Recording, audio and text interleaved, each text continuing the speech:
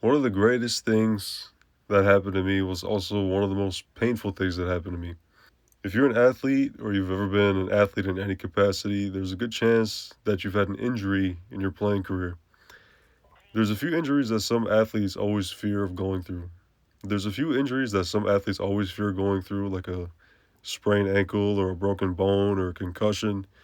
If you play basketball like me, you normally fear like two main injuries, and that's an Achilles tear and a torn ACL. When I played basketball in high school, those two injuries were like the ones that I feared the most because it meant a ton of pain and a lot of missed time. Usually, like it'll end your season. And unfortunately for me, I blew my knee out in late 2019. I ended up tearing my ACL, and I tore my meniscus while playing in an open gym for my high school basketball team. And crazy thing is, at first, it didn't hurt that much. I went up for a layup, I got bumped in midair, I landed awkwardly, and I felt a pop in my knee, and like that was like one of the most, like my heart dropped at that moment. But surprisingly, when I got up and tried to walk it off, I was able to move around like fairly well. I could walk. I couldn't really cut as much, and I couldn't sprint, which should have been a dead giveaway that something was really wrong. But I kind of brushed it off and drove home anyway. I was even able to drive myself home after the open gym. I just ended up icing and elevating my knee. And I just went to bed like normal and I was ready to go again the next day. But unfortunately, I was hit with a pretty rude awakening because it wasn't until the next morning when I realized that something was really wrong. Like the minute I opened my eyes and tried to get up and like, take a leak in my bathroom, um, which is what I usually do every morning. I couldn't even get up out of bed. Like the pain was unbelievable. Like it was pretty unbearable. Like I couldn't even lift my right leg from the bed to prop myself up and get up and go to the bathroom. I pretty much had to crawl out of bed and crawl to my bathroom damn near because of how bad it hurt.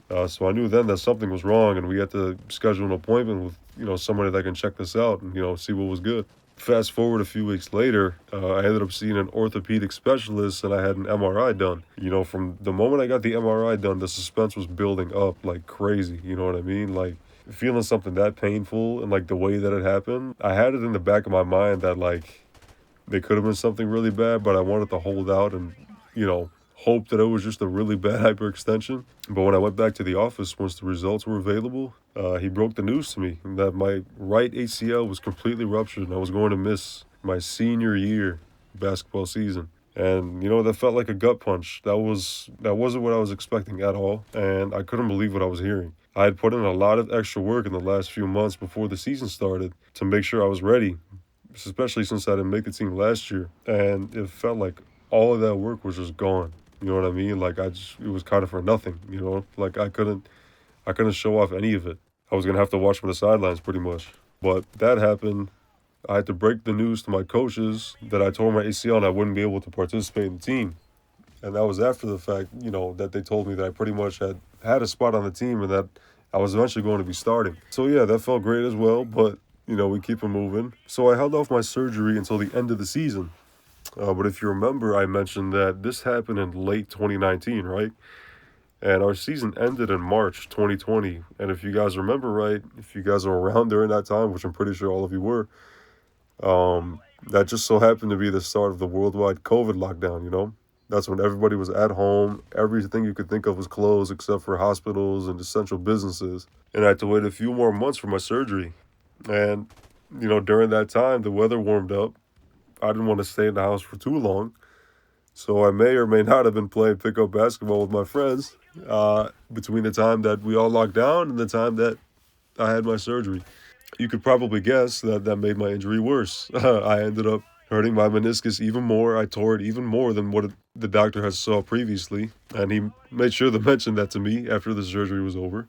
So don't ever play through an injury as serious as that until you get it fixed, until you get it sorted out. But once I had my surgery in mid 2020, I was set to begin recovery around the time I was starting college. And that wasn't the end of like the pain marathon I had to go through because I ended up developing a blood clot in the lower right leg or like calf area, which was also pretty painful. That felt really weird. If you've never had a blood clot in that area, it just felt like every time I got up to do anything, it felt like all the blood in my body was just pooling at the bottom of my leg.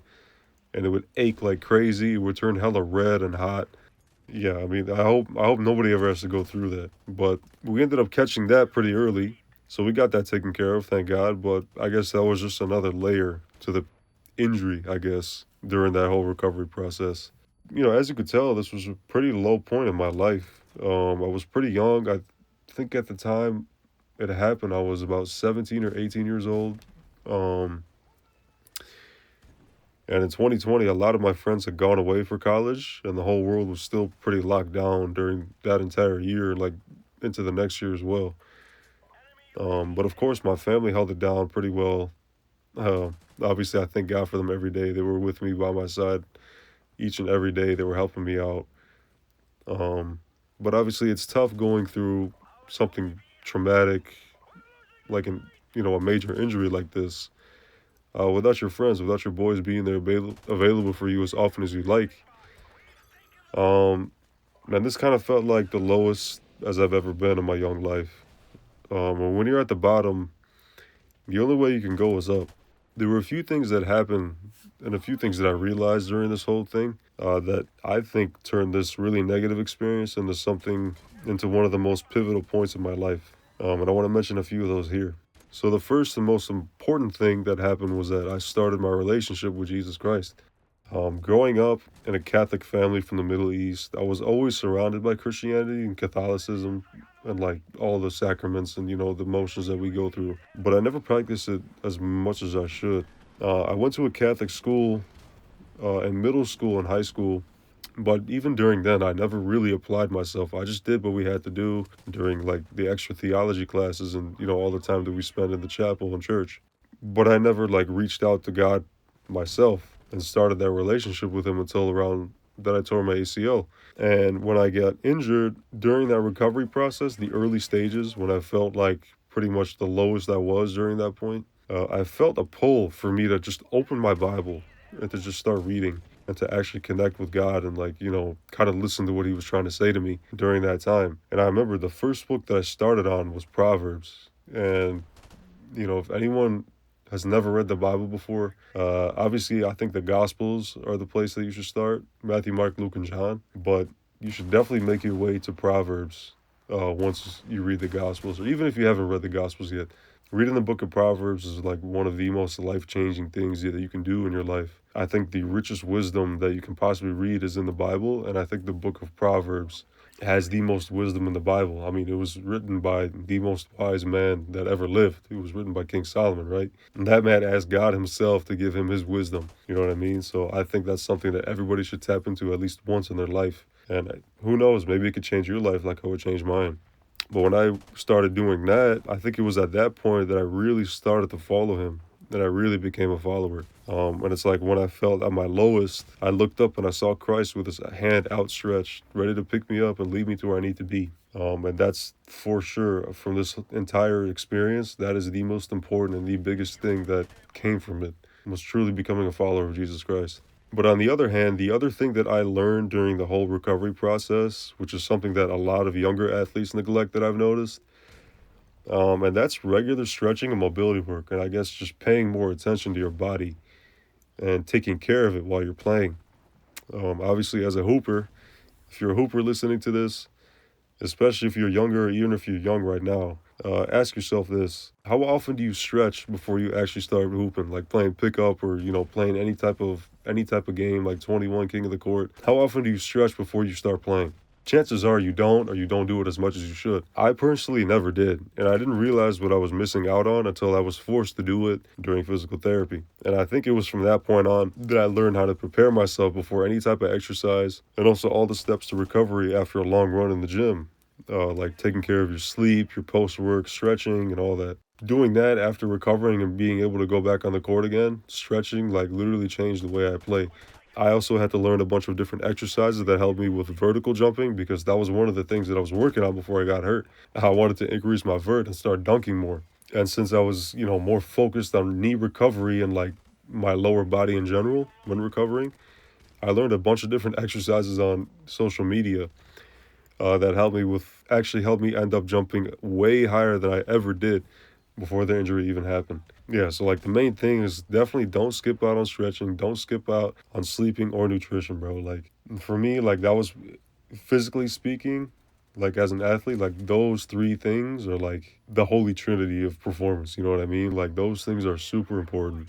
But obviously, like the last thing that I learned was that bad things can happen to anybody in life. Not just the guys you see on TV or in the news. No one's ever lived a life without hardships. And if somebody ever says that they did, they never really lived life to begin with. In the beginning, I was complaining a lot. I was, moping about because that was the only thing I could do. I wasn't really mobile for most of the early stages of me like recovering through it. But eventually when I had to relearn how to walk again and like actually start moving and like being able to be more proactive with my situation, you learn how to make the most of these situations and like you use it to better yourself, right? Obviously a sports injury in like the grand scheme of things is pretty low on the hierarchy of the list of bad things that can happen to you, obviously. um there's obviously worse things to go through in life, and some of those situations need more than just thugging it out to get through them. But, the idea is to accept these bad situations as a way to build yourself back up and to find resilience to get through them. And if you do that, a lot of these hardships, a lot of these bad situations that you go through, like a breakup or an injury like me, or losing a friend in a way, or falling out with somebody, accepting these situations as a way to build yourself back up and to find resilience through them can actually make those situations a blessing in disguise, like it did for me. So yeah, man, I just wanted to put this video out there. I thought this would be a good idea for a second video. If you got any ideas for any other videos you want to see or any other topics you want me to cover, let me know. But yeah, man, I appreciate y'all for tuning in. Let me know what you want to see next. And as always, God bless you all.